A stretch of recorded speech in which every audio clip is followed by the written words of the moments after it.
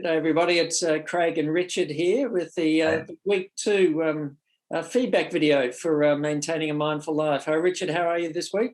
Really good, Craig. Really good. Thanks. Yeah, and just looking forward to talking about some of these great points that have come up. So much interesting stuff coming up in the forums this week.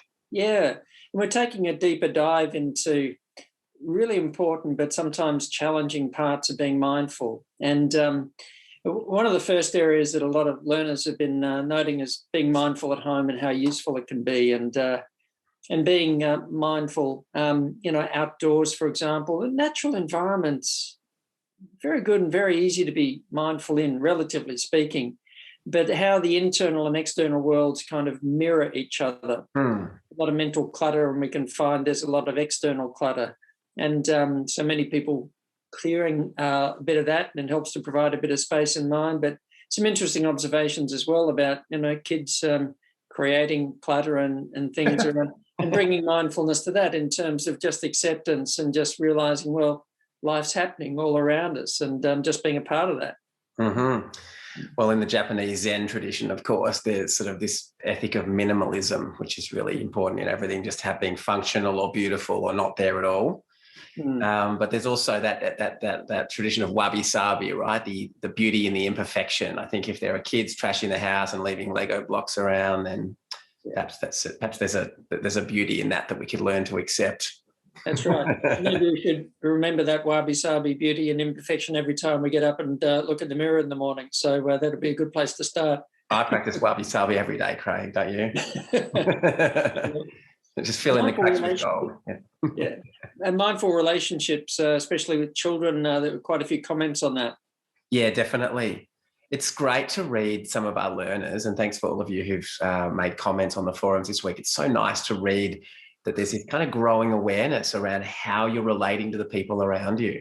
And, there's a sort of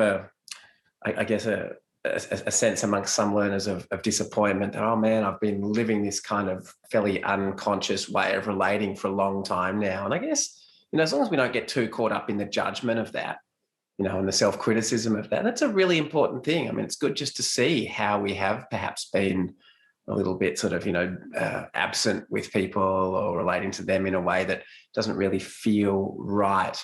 And, we think about maybe how we, were raised and how we've always kind of been as a result of that. But then there's this change taking place, which is it's so nice to read. It's so nice to hear about. And we don't want to dive back into the past. I mean, we can reflect on the past, but we want to do it grounded in the present moment. So we don't want to go back and ruminate on it and so on, because that also takes us out of the present moment. So just to notice a change or a contrast and being present now is the important thing, and to recognize, well, yeah, it is different from the past, but that's a very good thing. And to know that right now we're creating our future. So perhaps in the past we were unconsciously creating our reality. Well, at the moment we're practicing mindfulness, we're very consciously creating our future. So you might just want to ask yourself, what kind of relationships do you want to be having with the people around you? What kind of change would you like to see in the world, and how might you embody that? And I guess that's really the value of mindfulness. Just on that though, some of our learners were sort of saying, it's kind of hard it's really important to accept people as they are and just let them do their thing, but kind of hard when perhaps some of our learners, it seems like, might have been getting really excited, Craig, about meditation and mindfulness, and then the people around there are like, whatever, perhaps not so excited, and that's a really common thing, actually, and because not everyone's ready for this. And I guess a bit of advice maybe for some of the learners would be, maybe just practice this stuff again. Going back to my earlier point about embodying change, being the change. Maybe just become more mindful.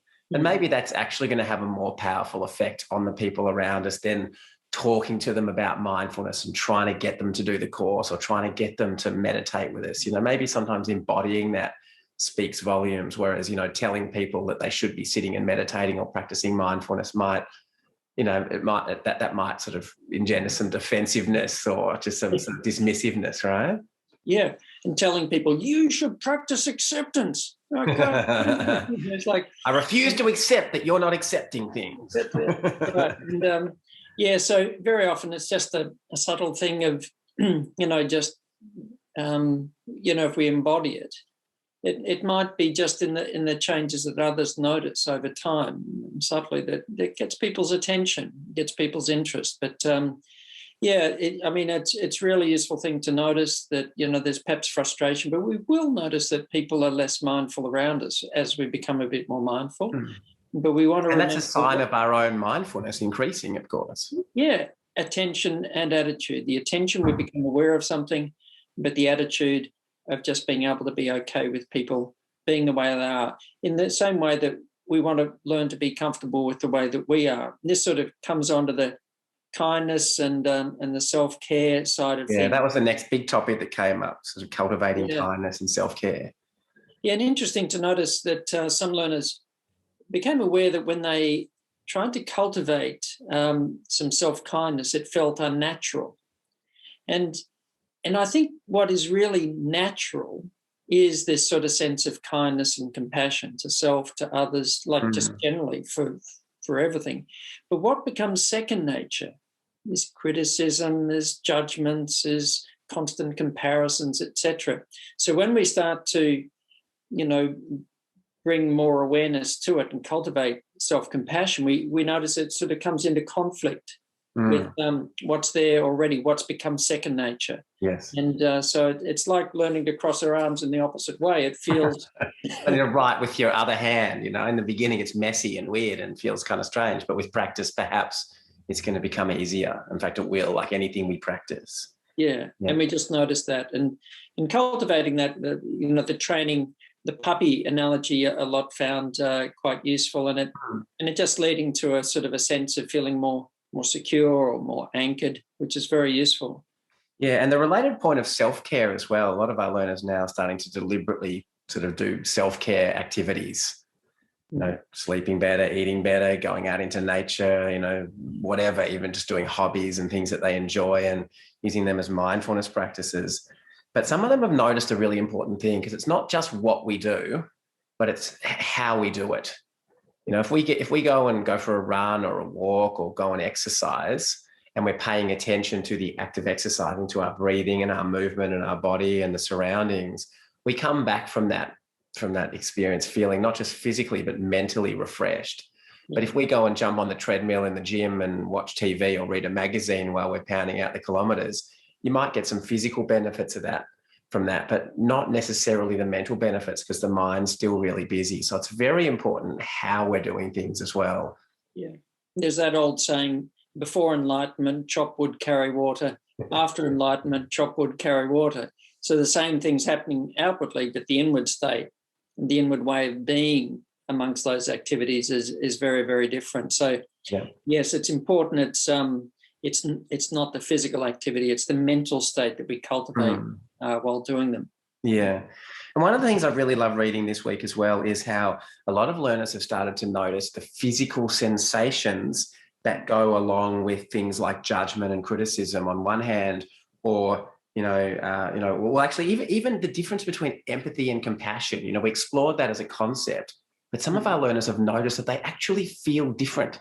Yeah. We're in that empathic resonance, kind of feeling into someone else's suffering. We literally feel that suffering. And it's a good thing to notice that too much of that's starting to cause stress and tension and problems for us, whereas compassion feels completely differently. A lot of them notice a sort of a relaxation and a lightness and a sense of smiling when they're cultivating compassion. And I think getting it in that embodied way, that's a really important learning, a really important lesson. Yes, and the research really shows that there are very different areas of the brain lit up when just experiencing that sort of empathy, which is associated with vicarious stress, and the compassion. So areas of the brain associated with stress, and that'll be reflected in the body. And if we're aware of mind and body, we'll notice them interacting in that way. Whereas the areas of the brain associated with positive emotion are activated in states of compassion. And that's reflected as well in the number of people noticing that compassion somehow feel more active or energized, and you conserve more energy because we're conserving that energy that's burned up in tension and stress, which can consume massive amounts of energy. It feels very nice to cultivate compassion and go through the world like that. Like there's a payoff for us, And of course, it's difficult to cultivate compassion for difficult people. That was a comment that came up a lot. And of course it is, because it flies in the face of the habits that we have of just having at least mental sort of judgments and arguments with these people all the time. But it makes me think of that adage that resenting someone is like drinking poison and waiting for the other person to die. You know, like it hurts us. And that's a really important thing to notice. If we're resenting someone, or if we're holding on to a grudge, or if we've got some sort of unresolved thing that we're playing out in our own minds and we're paying attention, that causes stress and tension and unhappiness and contraction in us. So even just as an act of compassion for ourselves, we might want to let go of that.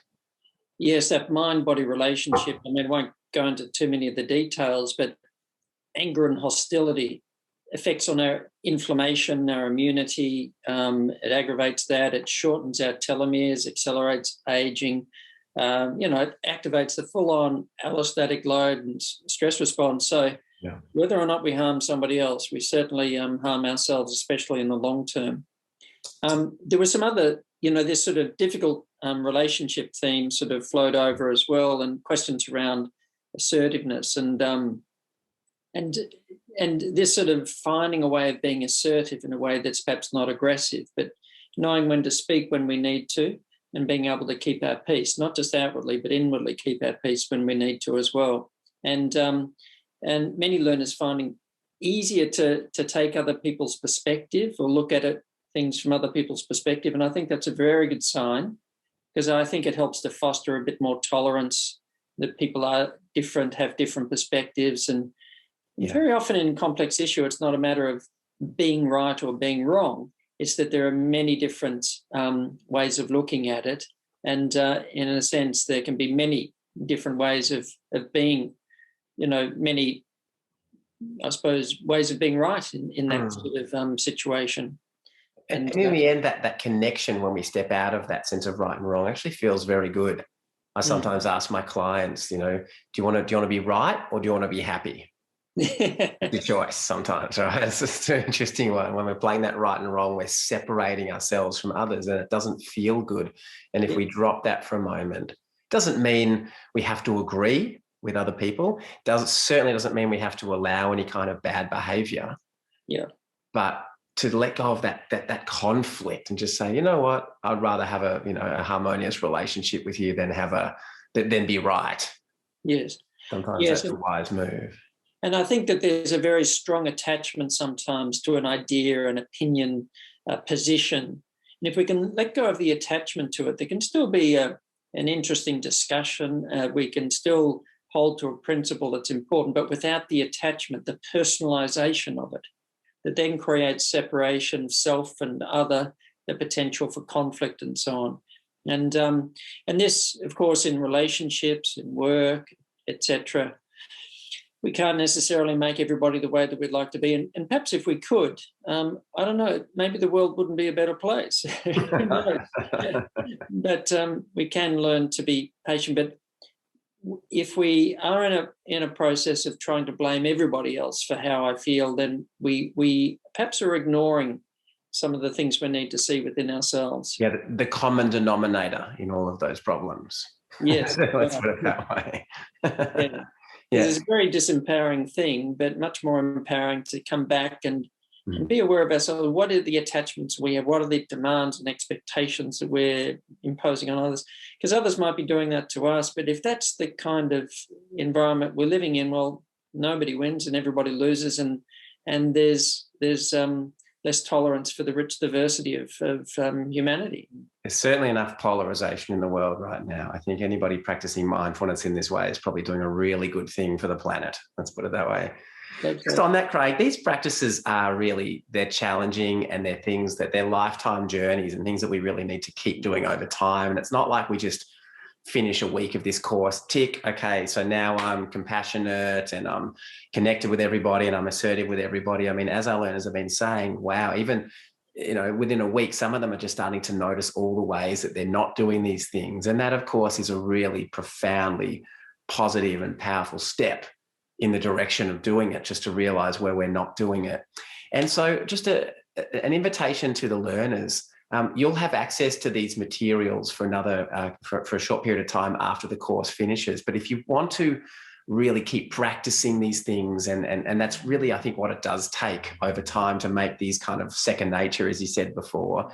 Consider purchasing an upgrade, because if you upgrade this course, it costs a little bit of money, but you then get to keep the materials forever, basically, and keep dipping back into them over and over and over again over time, coming back to them when you need them. So just to consider doing that as well. And that, of course, helps support us and helps us to keep delivering these programs.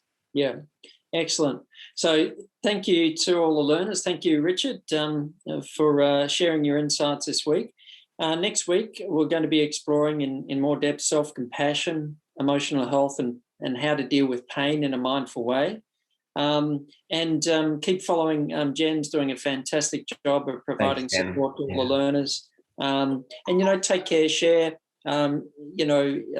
with other learners in a respectful way on the discussion forums, etc. And don't overshare things that, it's good to explore the topics, but just be aware, we are in a large open sort of forum, and just to take care not oversharing sometimes more than we want to in that sort of forum. So great. We'll look forward to being with everybody next week, and see you next week holds. See you then.